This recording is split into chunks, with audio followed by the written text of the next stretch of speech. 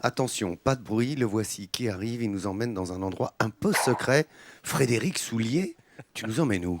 Oui, je vous emmène dans l'endroit le plus silencieux du monde, qui est ici, en Pays d'Apt, à Rustrel.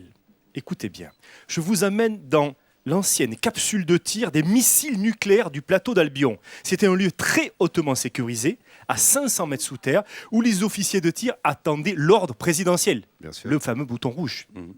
De mise à feu. Et là, ils devaient survivre à une attaque nucléaire et ils pouvaient peut-être riposter. Aujourd'hui, c'est devenu un laboratoire de recherche universitaire unique en Europe. C'est une visite exceptionnelle. Au cœur du parc naturel régional du Luberon, dans le Pays d'Apt, à Rustrel, ce site était l'un des plus secrets en France, des plus sécurisés, des plus stratégiques et des plus mystérieux. Ici, pendant 25 ans, les militaires de haut rang étaient prêts à déclencher le tir des missiles nucléaires du plateau d'Albion. En 1996, quand le président Jacques Chirac a décidé de démanteler ce site, le fait que la recherche ait pu bénéficier de cet environnement-là, je dirais, c'est quelque chose de totalement inespéré. Je pense que c'est le mot. Et inespéré à deux titres. Personne n'aurait jamais osé demander un budget pour construire une telle infrastructure pour y faire de la recherche. Et la deuxième chose, c'est que cette infrastructure est arrivée dans un environnement géologique qui est au premier plan des questions pour les sociétés du futur.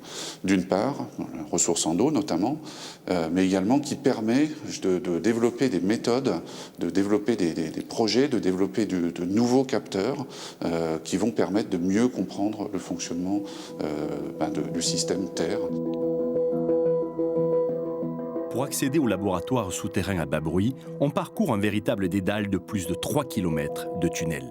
C'est le seul exemple en France de reconversion d'une installation militaire en un laboratoire de recherche civile.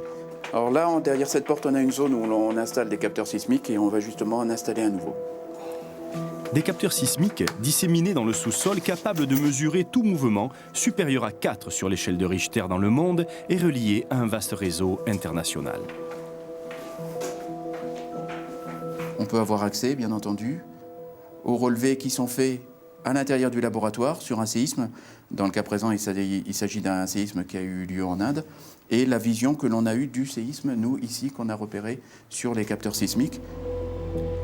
Quelques couloirs plus loin, après une succession de portes blindées, nous voilà arrivés à 500 mètres sous terre, au sein des saints. Ce qui était la zone ultra sécurisée coupée du monde. L'ancien poste de commande du tir nucléaire est en fait une capsule isolée entourée de métal, une gigantesque cage de Faraday, véritable bâtiment suspendu qui peut bouger dans les 3 axes. Ici, il y avait les 2 officiers de tir avec les pupitres et tout l'environnement nécessaire pour la surveillance des zones de lancement et pour le tir sur ordre du président de la République. Et les officiers de l'armée de l'air enfermés 24 heures sur 24 ont laissé la place aux scientifiques. À l'intérieur du laboratoire, la capsule blindée écrane totalement toutes les perturbations électromagnétiques extérieures qui sont, disons, haute fréquence. Ce qui permet donc d'être totalement isolé de l'environnement extérieur pour y faire des expériences sur le champ magnétique, notamment l'imagerie du cerveau, notamment les couplages des ondes sismiques avec le champ électromagnétique qu'on peut générer nous-mêmes. Et donc un certain nombre de choses extrêmement pointues qu'on ne peut faire que dans ce type d'environnement extrêmement je dirais, isolé du reste du monde. Des images incroyables, uniques, hein, vraiment. Incroyable. Bravo. Voilà, c'est vraiment incroyable, c'est exceptionnel. Et c'est le seul exemple, hein, je vous l'ai dit, de reconversion d'une installation militaire en un laboratoire de recherche civile. Alors, il y a par exemple des expériences qu'on n'a pas pu filmer parce que les brevets ne sont pas encore déposés. Mais c'est vraiment quelque chose de fabuleux.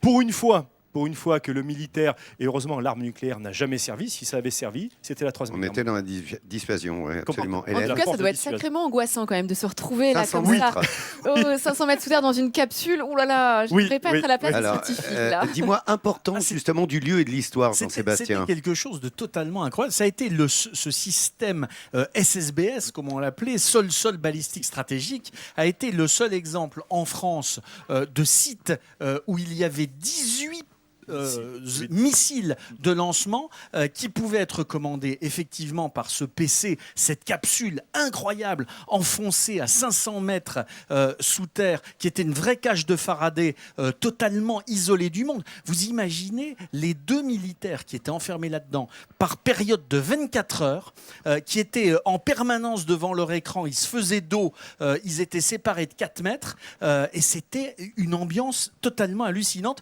Ça a été mis en place en août 71, ça a perduré jusqu'en septembre 1996. C'est le président Chirac qui a décidé de démanteler ce plateau d'Albion puisqu'il était devenu totalement obsolète et il aurait été trop cher de le remettre à niveau. Puis c'était plus la peine, le bloc de l'Est, il n'y avait plus de raison de leur envoyer des missiles dessus. Voilà. Et d'ailleurs, l'ancien poste de tir lui-même est au musée de l'air et de l'espace du Bourget, voilà, avec la capsule qui est reconstituée dans l'ambiance avec les mêmes. Merci beaucoup Fred, merci Jean-Seb pour ces précisions et ces images uniques que vous venez de découvrir pour Midi en France.